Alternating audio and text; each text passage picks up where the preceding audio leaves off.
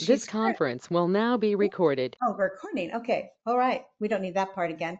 Valerie's currently wrapping up her term as president of the South King County Genealogical Society, and she's also the former vice president of both the Black Genealogy Research Group of Seattle and the Washington State Genealogical Society. Valerie is also in the early stages of writing a book about her maternal grandfather's family, the McBees. That gets me really excited. I love a good family book. Beyond genealogy, Valerie has a wide range of interests, including family, PFLAG, anthropology, history, and gardening. She's also passionate about technology, particularly KDE and, okay, I looked up how to say this, but Kubuntu. Kubuntu. Kubuntu, yeah. Kubuntu. It's Linux. Okay. A true lover of the arts, she finds joy in music, literature, film, and nature, and is also an enthusiastic supporter of all things free and open.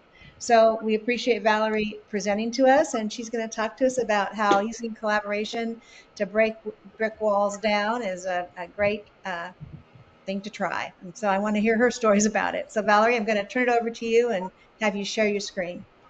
Excellent. All right. So here we go. And I'm going to make that presenter view. Well, I meant to say too, I'm going to put her handout links along with her slide links and her email and whatever else into the chat. So for those of you that don't have a copy, that's where you'll find it. All righty, folks. Let's see. I need to get back to the meeting.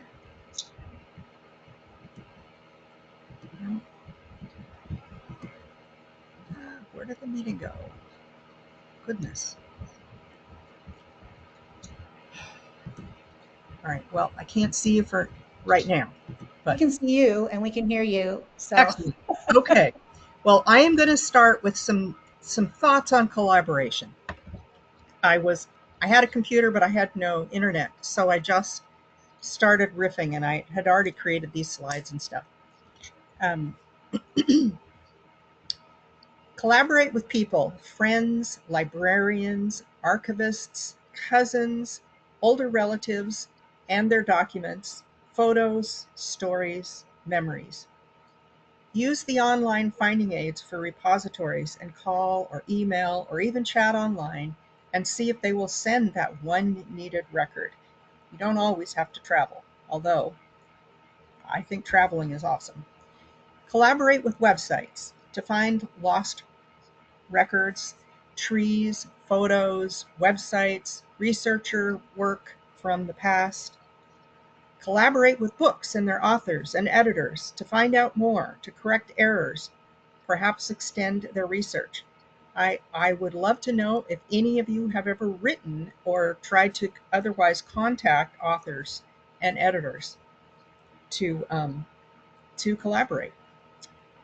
Collaborate with scholars, professors, grad students, ministers, priests, historians, lawyers, legislators to explore deeper context. What are you missing, or what am I missing? History, geology, geography, soil maps, local customs and laws. I absolutely love to just look on YouTube for something that I am investigating, and I learned so much stuff. I didn't even realize they made maps out of different soils, but I found that in a webinar, I think, from Tennessee Genealogical Society about making plats for and putting them on maps. Let's see, where was I? Use AI to collaborate with your own research to find holes, mistakes, tangled relationships, misattributed records, parentage, context. Use them to reorder your known facts into timelines, create citations, arrange into tables, create a to-do list, locality guide, and suggest various research plans based on the above, prioritized by probable effectiveness and ease of use, such as online databases first, closer repositories before foreign ones, etc. Most important. Valerie, Yes? I'm so sorry to interrupt. This is Paula.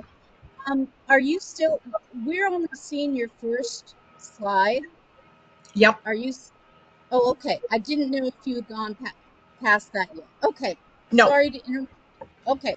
Well, because I didn't have a whole lot to say about that first slide, so I thought, well, this is a great place to put in those notes. Sorry to interrupt. I just wasn't sure if we were supposed to be No seeing. problem. Okay. Let's Thank see. you. Where was I think I had one more sentence. Most important, collaborate with yourself. Craft on-target research questions, detailed timelines, excellent citations, specific research plans, complete research logs, reports, or logs and research reports. Create a routine system that you will use consistently so that new record sets can be used without fuss. This last one is the part of doing genealogical research that I came to the very latest, and I resisted every single one of those. I thought, I do not need that stuff that the experts all say, but I really did. So I would urge you, if you are interested in this topic, to download my slides and look at the speaker notes on each slide, because I have various blog posts and so forth. And I can't possibly tell all the stories that are in those posts. So if you're interested, feel free to download those. Um, the the note on on slide 1 was the magic of collaboration and WikiTree, and it's where this talk actually began a few years back. Um, the blog post in the notes on this slide opened my eyes to chance and collaboration with information and various groups, including WikiTree, which was created to foster collaboration. I don't know how many of you have used WikiTree or are familiar with it, but I am going to probably touch on it quite a few times during this the hour that we have together. All right. So, second slide. Collaborate with relatives. This was actually the first advice that I got as a very beginning genealogist, was to talk to your oldest relatives, and it was really useful. Although, see, this would have been my great aunt. The chart that she sent me really confused me. I did eventually figure out that, and this was about my grandpa's family. I did eventually figure out that she gave me all correct information. However, she created this chart that had generation 1, generation 2, generation 3, and this list of people and their names. She didn't say how anyone was related. So it was not until I actually went to some genealogy society meetings and saw the concept of a tree and started using a tree that everything started making sense, and I was able to figure out how people are related. Um, so, and and a little note that much later, um, I found family photos, including my own wedding pictures, at a museum in Ontario, and I could not figure out how this all happened, but I knew that my grandmother was a really good letter writer, and I believe that she sent family photos from, um, just a few times a year, I think, and sent them off to Ontario, where my grandpa was from, and that one of the relatives who had gotten these photos donated them to the museum before they died. So you just never know where you're going to find things. And to me, that collaboration just went so many directions that it sort of made me dizzy trying to figure out how that all happened. All right. So I don't want to read these slides. You know, you can read them. Oh, did that already go to 3? I think it did. Jeez. I don't know how that happened. Anyway. And I wanted to say, does your Genealogy Society have a blog or a newsletter? Send queries, send stories, share resources that you've found. How about a genealogy society or local history group where you are researching?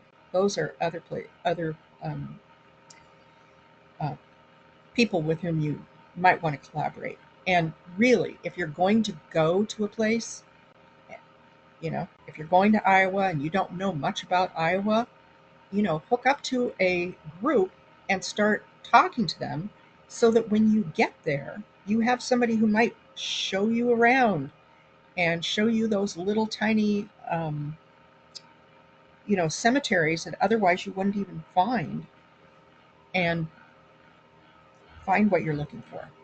And you can also write to archives and make sure that they're going to be open when you get there. Um, Tell them what you're looking for so that they can be prepared for your visit, etc. All right. Um, all right. So we're on the DNA slide. I have often made trees for distant cousins who seemed unwilling or unable to make their own, or just invited them to my tree if that seemed better. I got so much valuable information from them from all over the U.S. I'm writing a book about my mother's McBees, um, as Gail said. So their input was really critical, and it will be going forward, because now that I'm not president of my society, supposedly I will have more time to do not just researching but also writing the book. Alrighty. Okay. It looks like all I have to do is just click on each slide and it moves forward. So I don't want to have any stray clicks. All right.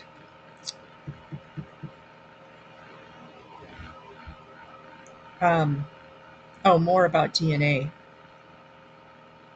Gosh, I'm not even seeing my slides anymore. Are you folks still seeing my slides? It's like you're one slide ahead, I think. Because we saw DNA when you were talking about, being prepared to go and to like a cemetery or a local. Unfortunately, they don't. All right, I'm gonna So I think if you stop. I'm back, gonna stop sharing for a sec and okay. see where. Oh, goodness. This didn't happen when I was testing, of course, but I'm not able to see at this point what number I'm on, which is ridiculous. So, geez.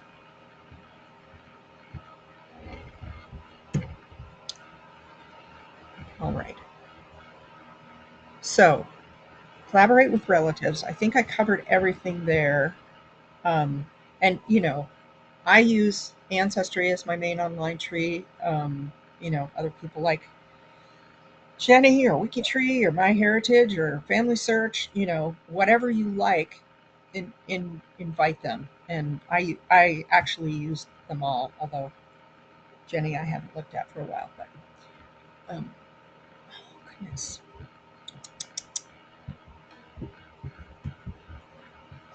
this is not really.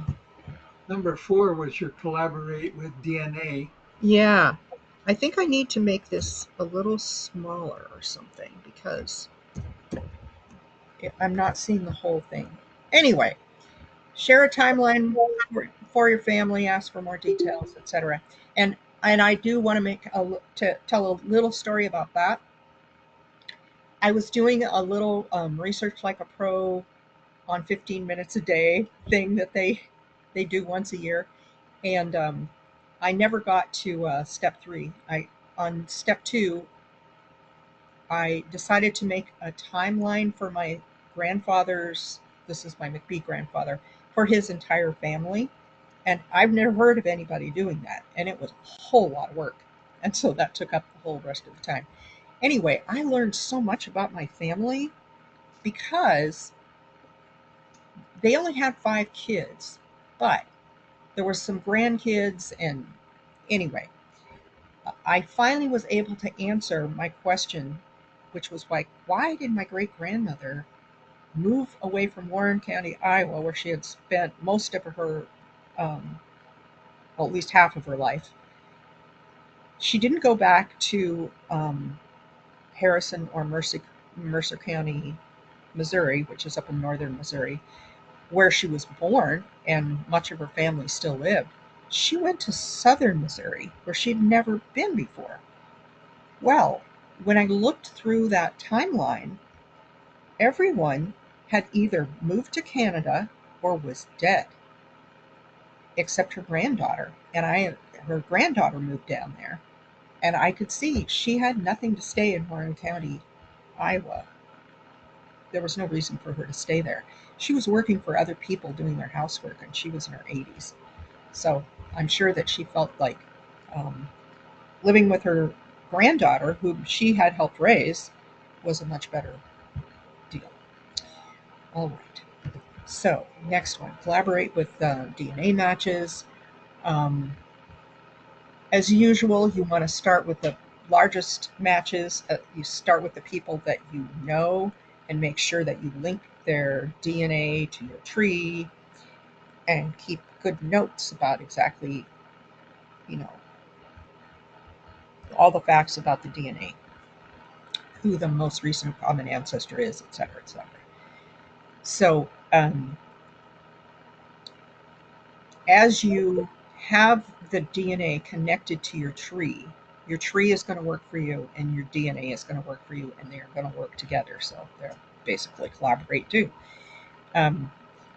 And as I mentioned before, you will have to build people's trees for them, because at this point, you know your own tree, and they may not know your tree.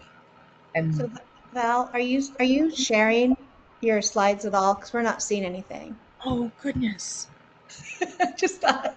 where is the button? Okay.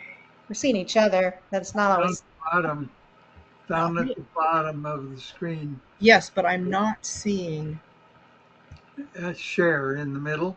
Yeah, I'm not seeing the meeting though. That's the problem. So, where is the meeting? Should be up here. There it is.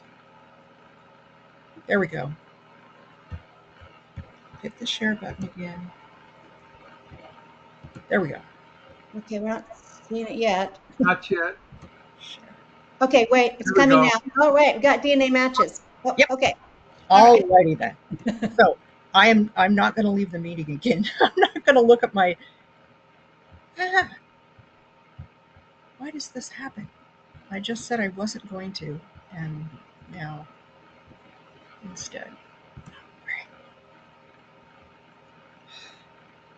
Great. I think that this is working. Okay. Because I see you in the meeting and I don't have to see my slides. All right. Um,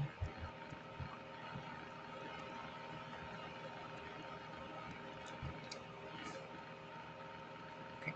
I think.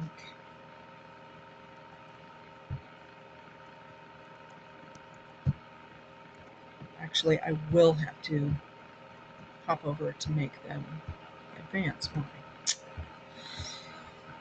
I?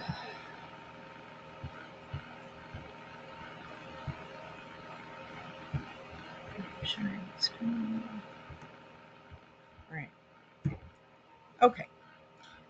Um, Okay, it just moved to collaborate with groups. yes. Okay, that's good. All right. Thank you. Thank you for the feedback. Sorry. I really appreciate that. So, so the story that I have to tell with this one is that a distant cousin of my uncle was a match on MyHeritage. And when we connected, she offered to show me around the courthouse in Harrison County, Missouri. She said, I know where I'm going to take you to lunch after. So I would urge each of you to, if you find somebody that's really interesting, write to them. Just write to them. If you have to use the whatever, if it's MyHeritage, you have to use the little messaging thing. If it's Ancestry, you have to use the little messaging thing. Family Tree DNA gives you email, which is a fantastic reason to use Family Tree DNA. And you never know when they're going to write back. I have gotten notes back on Ancestry that I had written years ago. Because you have to realize that, say, people who are snowbirds, they may only pay for Ancestry half the year. Because when they're either up north or down south, they don't have time to do genealogy. So, or they might have something big happen in the family, death in the family, or taking care of a incapacitated parent or something. And they eventually get back to it, and then they see this message and they might write back to you. So these are just, I see life as constant collaboration. You might have noticed that already. Anyway, okay, next one. So this one is collaborate on online platforms. And a distant cousin of mine, nope, that's the one I just said. Okay.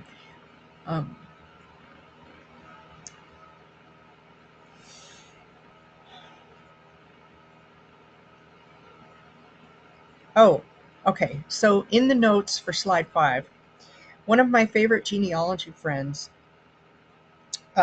wrote this post called Genealogy, Loyalists, and the Power of Shared Research. And the link is there in that, and if you download the slides. So I wanted to tell you the story of how I met Marie. This friend was on RootsWeb. I don't know how many of you, and I'm not looking at the meeting, so I can't tell how many people remember RootsWeb. But if you ever used RootsWeb or used to be there, maybe put something in the chat because I would love to say hello. And that was absolutely collaboration. And I'm still in touch with Brian and Karen Leverich. And I told them that I was going to mention RootsWeb and their new website in the talk, and they were thankful. I mean, it was such a good time. Anyway, it was bought by Ancestry.com, and it's now a shadow of its former self. All right. So, and then collaborate with the wider world. And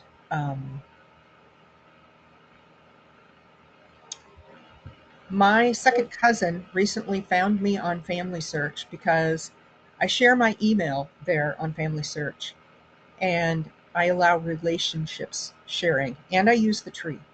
I know that some people don't like using the Family Search family tree. I have had a really good luck with it because I link every single record that can be linked from Family Search to each person's profile. And if I'm going to make a change, which I recently did, my second great-grandfather's sister was on Family Search linked to 2 different sets of parents, Angeline McBee, and I didn't find anybody who had her connected to the correct set of parents. And I knew that it was the correct set of parents, not just because of DNA, but also because I found her in the 1850 census with her parents.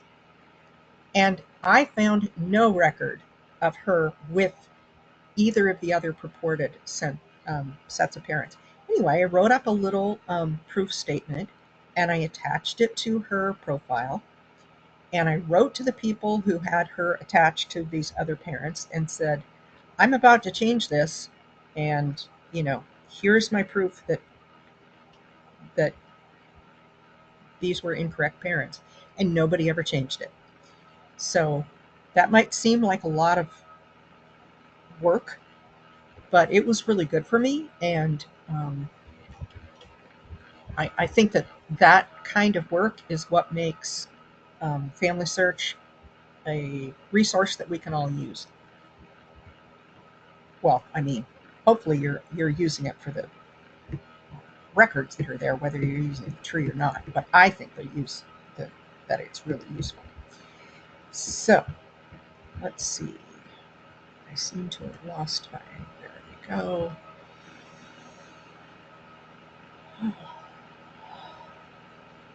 So, collaborate with the wider world. Um, however you can tell your story, do it. Starting with your genealogy society, which is right here. So, what changed this talk for me was recently I was doing all the things that I talked about. Made a research report about each of my parents. Made really good timelines for each of my parents, and found this hole in my research where I didn't really know. I knew some of the stories about when my mother and her older sister, Nancy Joanne, came back to the United States. So, long story short, they were both born in Iowa. My mother was the seventh of 11 children. Nancy Joanne was sixth, I guess, of 11 children. Their parents moved them up to Ontario, Canada, when my mother was only two and a half. So she had no memory of Iowa. But when their father deserted them, when the 11th child was only about 1 or 2, he ended up dying in an orphanage when he was only 4. And the whole family gathered for the funeral. Actually, I don't know if my grandfather came or not. Hopefully not. Anyway, their oldest sister came up from Washington State, but she was actually living in Seattle by that time, and said, you girls are coming down to the United States with me because things are bad here and they're not going to get any better for you. You're not going to get good schooling. I will find you a place to live.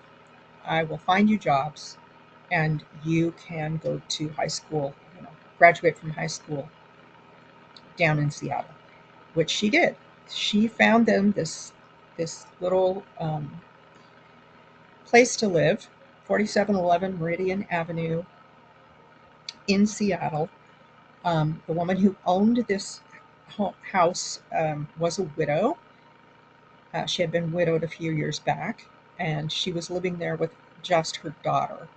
And so she was happy to get lodgers, which I'm now thinking she was more like their foster mother, because my mother was only 14.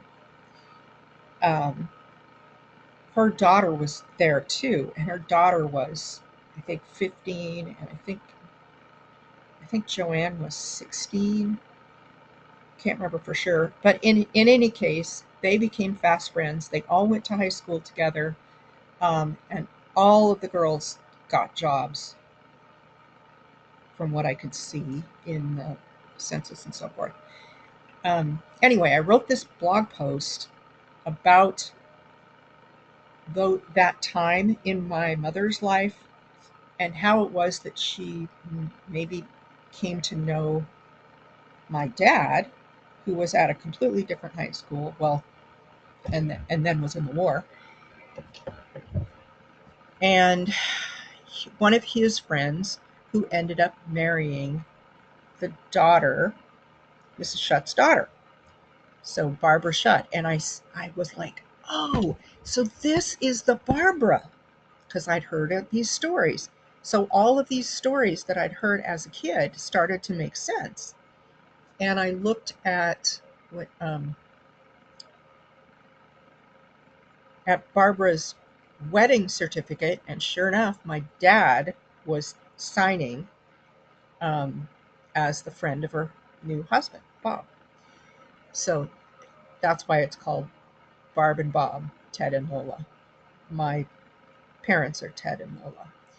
I'm not sure how Nancy Joanne and her husband fit into this whole friend group, but I have a feeling that everybody knew each other because, you know, they were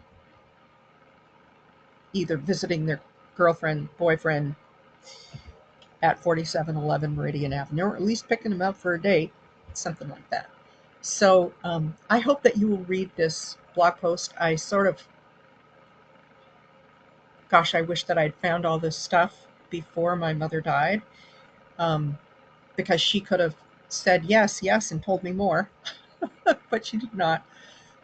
And I can't, of course, read the whole thing to you, but if you're interested, you can read it. So, did I have any more to say about that? I could talk for hours about this if we had the time, but I do not. So I hope you'll download the slides and read the speaker notes and the linked posts and websites that spark your interest.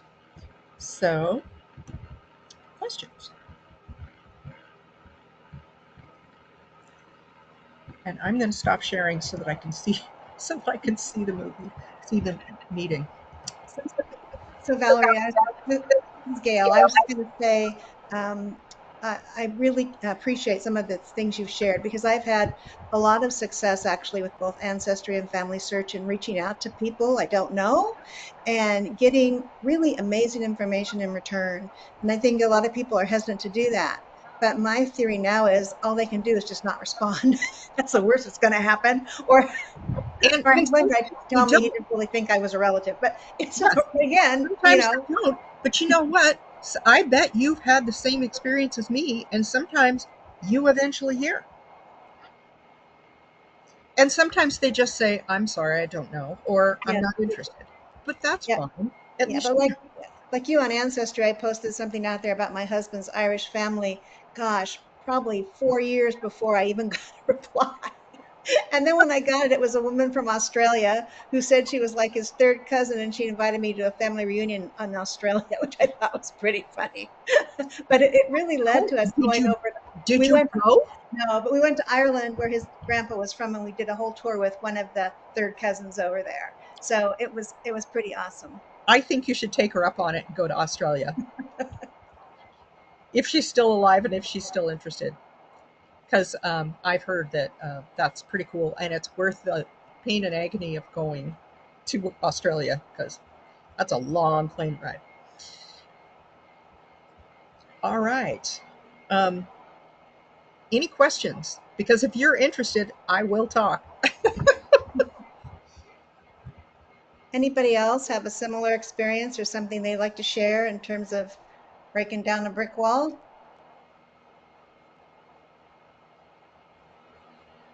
I think Doug is talking. Doug is talking, but we don't hear him. We don't hear you, Doug. I'm not even hearing a whisper. Are you talking, Doug? Wait, hold on. Okay. He's making some changes. Trying. Still can't hear you, Doug. And there's the chat. All right. So I'm just looking. There's not much in there, Valorie. I just been posting your links because I had trouble the first time, and Steve helped me out. So. And I think it's possible to, yes, download chat messages. So do y'all see the 3 dots at the top, right next to the X? You can download the chat messages. So I'm not sure where it puts it, but I Well, just did that. I've done it. Right now, let's say the links I put out, so I don't think it'd be that exciting. But anyway, No, so we're still waiting for Doug to speak, but maybe he's given up. I don't. While we're waiting for him, I just wanted to say that don't overlook Family Search for collaboration either, because you can look on there and see who is working on this tree and, where did they get that information. I've had several really good experiences where I connected with somebody that was able to tell me stories that I had never heard before. And I was able to send them a ton of family pictures that they had never seen before. So yes, you never know what other people know. It's so exciting to have somebody start talking with somebody and have them say, "Oh, have you never heard that story?" It's like, "Oh, yes, music to my ears. No, tell me the story." exactly. It, it's And you great. never know who gets the pictures, or who gets the Bible, or who gets the whatever. Even if it's just the story of the little rocking chair or something, maybe they'll send Yes, you a picture. right. I And mean, then it's up to us to write that story down and get it out there on WikiTree or somewhere where everybody else can enjoy the story. exactly. And in our blog, we put out a new post every week, and we accept people who are not, just drive-by people. They have written to us with their story, and we wrote right back and say, "Do you have some pictures?" And we, we post it. So, um, you know, there's lots of societies, I think, that would welcome your story. Say you have a Colorado connection, you find a Colorado group and write to them, "Do you have a newsletter? I would like, here's this story, here's this query, here's this, you know, this, that, and the other." And you just never know who you're going to hear from. True. True. Exactly. So, Doug, are you able to talk? I don't think you could hear me. Can you? Yes, Now we can. Oh, hear you I loud and just clear. okay. I, I think I had to flip the switch a couple times. I've anyway. My question was, do you have any tips on obtaining adoption records from states? Because some states will not give out information. Um, well, that is changing through time. Um, there are a number of websites that have adoption angels. So, like on WikiTree, they have a whole team that helps people. Um, of course, there's always CC Moore. Um, and there's at least 2 or 3 Facebook groups. People who have done this adoption research should speak up, because I have not.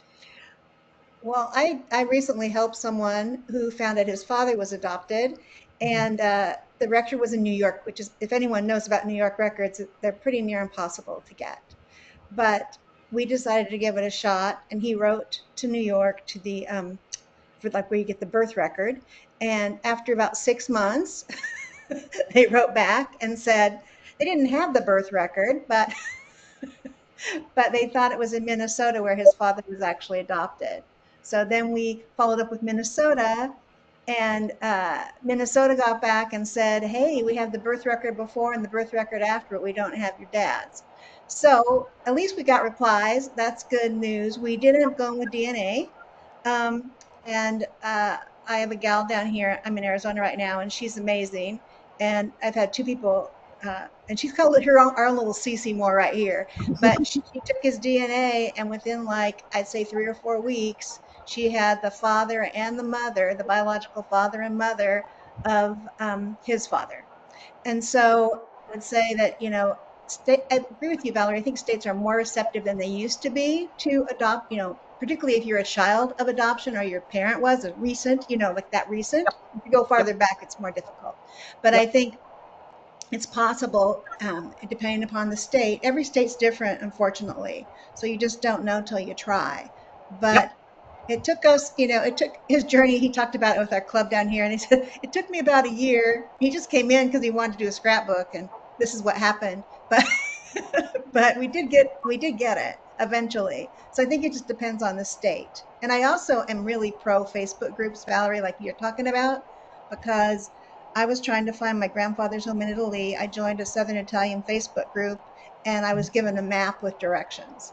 So you just, some people sit on that Facebook line and they just wait for a question to come in. So I would do an adoption Facebook group and see what kind of tips they would have. Now, so here's one thing. If you're a man, like if you yourself, Doug Lasher, were searching for your father or somebody in your father's line, your father's father, any of that, you can do Y DNA. And if you do big Y and you join the family tree DNA group, that so in the new Discover app that they have, it will tell you which groups you should probably join, and you can see how many people are in that group. So usually you want to join two, at least your surname and the one that it most closely aligns with your haplogroup. But sometimes there's other groups that are helpful as well. And start talking to the people who run that group, because they could be people who know how to help you better than anyone else. Because I'm not saying that all the groups are great, but some of them are. So, y'all have, as a man, you have something special there that women don't really have. We do have mitochondrial DNA, but it changes much more slowly, and so it's less help there. It can rule possible relationships in and out, but it's not quite as specific as Y-DNA. But there certainly are other ways to go about it, and some of the states have recently opened up, like Washington State did. I think it was about 3 or 4 years ago that they opened things up. So I was telling, before the meeting started, I was saying that my cousin, who's not a cousin, like, she always thought that we were cousins. She did a DNA test. We're not a match. So her mother was not truthful about my cousin being the father. Anyway, of this second cousin. She did eventually, however, find her father through, although he'd already died, but she found a bunch of half brothers and sisters. But he was also adopted. And since they didn't know where he was adopted from, so they didn't know, which orphanage or whatever, they didn't know where to search for his birth records. So, and last I heard, her half brothers and sisters were not willing to do DNA, but that could change. And I I also have been doing a little research in New York, and I had and one of the things that does happen is that the father dies, the children are still young, they they are, I say, bonded in a way to go learn a trade, and so the bonds put up. So, but it goes through the court process. mhm, So court records are a good way of trying to track people. Unfortunately, the county that I was looking at, Schoharie County, had a flood, and it flooded the courthouse where they kept their records in the basement. And so they did save some of the records, over a million records, but we're talking counties that are very, very old, and they aren't able to because the records got uh, they weren't in order. They're just scattered all over, and they have to put them together back in a sense to be able to research. It could take years to do it, and they don't have the funds to redo all their records. So there's places that happen because those towns tend to be near rivers where there's floods, and so records do get damaged, or hurricanes or tornadoes or whatever that Yep. go through an area. I mean, But you just never know when a record is going to turn up. And I think a lot of us who've been using the Family Search full text search are finding records that we thought we would never find or didn't exist. Right. But that said, mold and water and smoke and, you know, I don't know if I'll ever get my daddy's World War II records. yeah, if they were down in New Orleans, I guess they lost. I think it was or St. Louis. I can't remember which one. They It's St. lost a lot of Louis. records. Yeah, Yeah, because there was a fire. And yeah. you would think that, they would keep track of that kind of stuff when an archive is full of paper, but they did not. So why they would allow smoking in a place like that? So, I have no clue. How far did you go back in terms of your? I'm stumped regarding a sixth great grandfather who just showed up and within 11 months got married back in about 1713, and he just showed up in a town and married a gal, and that was my fifth great grandmother, and came from there. So when people just show up out of nowhere, he said he was from another town nearby, but I went out and looked at the records of the founding people, and there was nobody with that name there, so he could have just been. It's a way that they would have asked, well, where'd you come from? Well, you know, stopped off at this other little village and then came to this town, and not really explaining that they meant, where were you born, and Right. and so I've been stumped. I've been doing a major sweep, which have found very fascinating to try to find his last name, but so far I am still Is and I have he is he in your halfway. patrilineal line? Yes, but I So don't think you go back that far, can you? Y-DNA goes why do back to Oh, you Adam. can.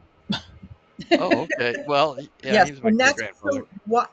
so if you watch, I've been watching like old Finding Your Roots and stuff like that, and they, you know, I remember back when I bought my daddy a Y-DNA kit for Father's Day, and that would have been, I don't know, 15, 20, 25 years ago, and you only got just a few markers. Now, Big Y, I was able to raise his kit, to expand his kit to Big Y.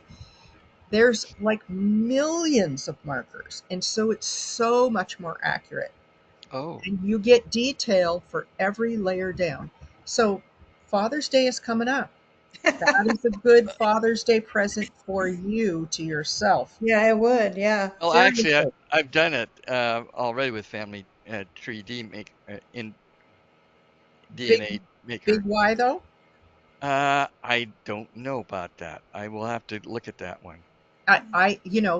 They offer sales right around Father's Day for Okay, upgrades and stuff. It is well worth it. I okay. The big Y on Family Exactly. I am DNA. willing to Okay. pay Family at tree least DNA. half for anybody in my whole Oh, that's tree. good. Good to know. If you have any Disneys, if you have any bass singers, if you, I will pay at least half for Big Y because it is so worthwhile. You find out so much information. Did And it's there. Even once you've died, everybody else is using your information to learn from. It really, I mean, that is one of those things. And it's the same for mitochondrial for everybody. That's not just women, that's everybody. Everybody has mitochondrial DNA. If you do not have your mother's line, then that's your mother line, you know. Everybody can do that. And that one's much less expensive than Big Y. So Paula, are we at time? Is that what you're going to say? Oh, you're off. You're not. You're on mute. It's almost 8 o'clock, but I wanted to ask anyone in the room here, because we've got quite a few here, if anybody has any questions for Valorie. Excellent. Anybody have a question for Valorie? We got our questions answered. Oh, we've got our questions answered, it looks like. So I guess that's it for us for this evening. All Thank you right. for attending. Well, thank you. Thank you, Valerie. Thank you, Paula. Thank you, I Doug, for am your questions. I am absolutely loving this. And if you know, everybody download the chat, or read your read your email or your newsletters or whatever, and download those slides if you're interested, and read up on all those stories, because otherwise you would have me just yakking away all night. So thank you so much. I really appreciate this. I just love this. So I hope somebody here got something out of it and sticks up their hand and says something to somebody that they want to collaborate with. Don't Thank you. worry, they will not bite. Thank you, Valerie. We'll have to see if we're related to you. Oh, we're all related. I mean, we are all related, aren't we? We'll find it Yeah. eventually if we look. We'll see if anyone can share DNA kit with you. Okay. Thank you, Valerie. Love you. Oh, thank you for coming, Robin. Night Bye, night, everybody. everyone. Night.